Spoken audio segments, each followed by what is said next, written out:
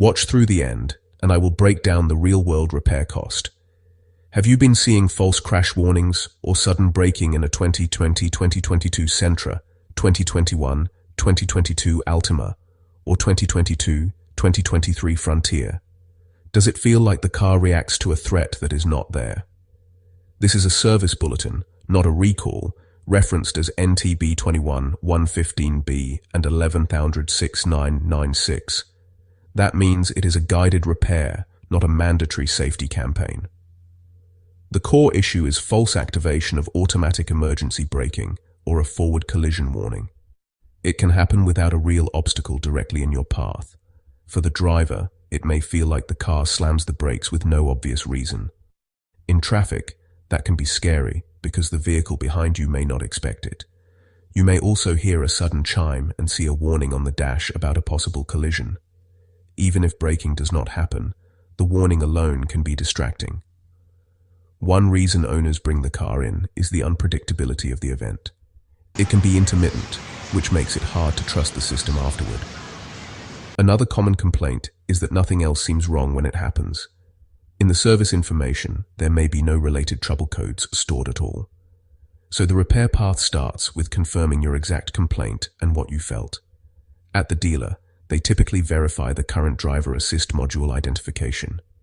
Specifically, they check the ICC or ADAS2 module part number. If that module matches the affected range, the primary fix is software reprogramming. That reprogramming updates how the module interprets inputs tied to braking warnings. After the update, they clear history and perform a road test to validate the result. The goal is to make sure false warnings and braking no longer occur. If the module part number does not match the affected range, they do normal diagnosis. That can include checking related components and connections based on the symptoms you report. When owners describe this online, they often call it phantom braking or false AEB. They talk about it happening on ordinary drives, sometimes with no clear trigger. Many say the hardest part is proving it because it may not repeat on demand. That is why your description of the moment matters during the write-up. A clear explanation helps the shop follow the exact confirmation steps. Tell them what you saw, what you heard, and whether braking happened or only warning. The dealer explanation points to software logic inside the driver assist control module. The update is intended to reduce false detections that can lead to unnecessary alerts or braking. They confirm your symptoms, verify the module version, then reprogram it if needed. After that, they clear stored history and do a road test to confirm normal behavior.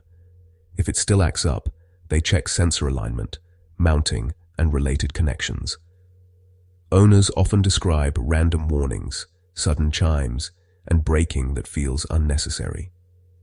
Many say it happens most in light traffic, on gentle curves, or near shadows and signs.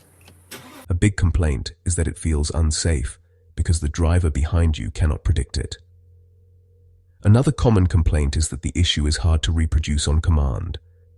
Some people say cleaning the front sensor area helps reduce false warnings. Others report improvement after carefully checking the sensor bracket for looseness or misalignment. A few mention that low battery voltage or poor grounds can cause strange driver assist behavior. But the most consistent fix people report is the software update at a shop. At a dealer, a software update often runs about $150 to $350. If they charge diagnostic time, total can land around $200 to $500. If the vehicle is under warranty, the update may be covered and cost you nothing. At an independent shop, pricing depends on whether they can program that module. If they can, expect roughly $120 to $300 for programming labor.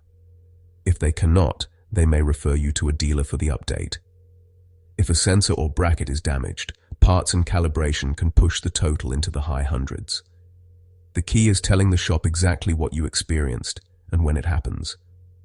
That helps them follow the correct confirmation steps and avoid guessing. If this helped, like, subscribe, and comment what your car did when it happened.